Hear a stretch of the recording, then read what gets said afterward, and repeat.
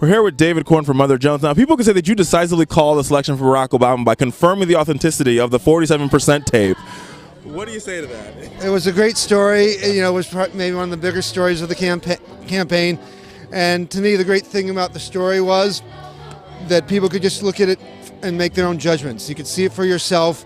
You know, I do a lot of stories where, you know, that involves whether it's anonymous sourcings or certain types of interpretation of analysis, and people always ask, what does it mean? And you can have a fight over it. But here you could clearly see Mitt Romney expressing his own views and thoughts on a very fundamental issue and reach your own conclusion. And it was, I think I know what it meant, but it didn't even matter.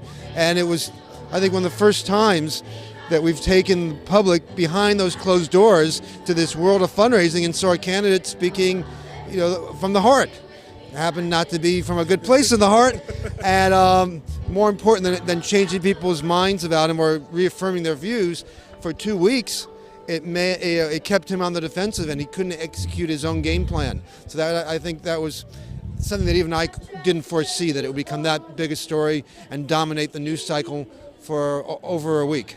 Now, the other question I have for you before you got to get out of here is, what do you think the president's going to say today in this speech? You know, I don't really know. His inauguration address 4 years ago was a bit of a downer. I mean, after winning a very inspirational campaign, he then came out and talked about it was the winter of our hardship. We have to put away childish and silly things, and they're gathering clouds, and all this sort of storm metaphor, which was justified given that the economy was in a free fall. Now I think he has to sort of, obviously one theme is going to be continuation, but I think the nation and the economy is in a slightly better place, and there's a little more reason for optimism, and we'll see if he sort of addresses that.